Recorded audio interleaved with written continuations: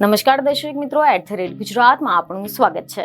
હાલમાં લોકોને America, Canada અને અન્ય વિદેશોમાં જઈને ત્યાં સ્થાયી થવાનું અને ડોલરમાં કમાણી કરવાનો ખૂબ જ ચસ્કો લાગેલો છે। કેટલાક લોકો તો દેખાદેખીમાં પણ આ પ્રકારનું પગલું ભરતા હોય છે અને આખરે તેમને પછી પસ્તાવાનો વારો આવે છે। અને આવામાં જ હાલમાં તો અમેરિકા જવા માટે લોકો કઈ હદ સુધી જઈ શકે છે તેનો એક તાજો દાખલો ફરી એક વખત સામે આવ્યો છે। સમાચાર એવા મળી રહ્યા છે કે એક ગુજરાતી પટેલ યુવકે પોતાની ઓળખ બદલીને પાકિસ્તાની બની ગયો હતો। કલોલનો જિગ્નેશ પટેલ પોતાની ઓળખ બદલીને પાકિસ્તાની વસીમ ખલીલ બની ગયો હતો। જો કે અમેરિકામાં નામ બદલીને જવું તેને ભારે પડી ગયું। ઇમિગ્રેશન વિભાગના ભાંડો ફૂટતા જ તેને ડિપોર્ટ કરવામાં આવ્યો હતો।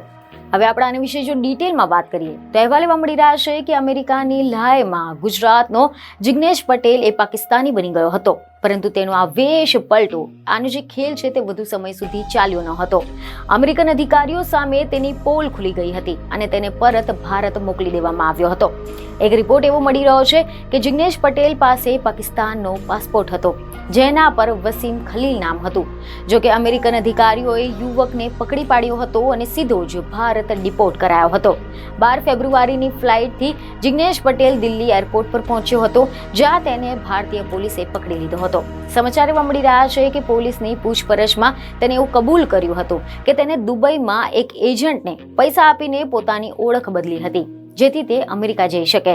જિગ્નેશ પટેલનો અસલી પાસપોર્ટ વર્ષ 2016માં જ એક્સપાયર થઈ ગયો હતો, પરંતુ તેને રિન્યૂ કરાવવાની જગ્યાએ હ્યુમન ટ્રાફિકર્સનો સહારો લીધો હતો અને આ તસ્કરોએ તેને ફેક કાગળ આપ્યા હતા અને તેને ગેરકાયદેસર દુબઈના રસ્તે અમેરિકા પહોંચાડવાની યોજના બનાવી હતી। પરંતુ હવે ભારતમાં પણ જિગ્નેશ પટેલની મુશ્કેલી વધી ગઈ છે, કારણ કે દિલ્હી પોલીસે તેની ધરપકડ કરી છેતરપિંડી, ફેક ઓળખપત્ર બનાવીને મુસાફરી કરવા તેમજ પાસપોર્ટના દુરુપયોગ જેવા ગંભીર કેસ નોંધાયા છે। બીજને ખબર સાથે ફરી મળીશું। ધન્યવાદ।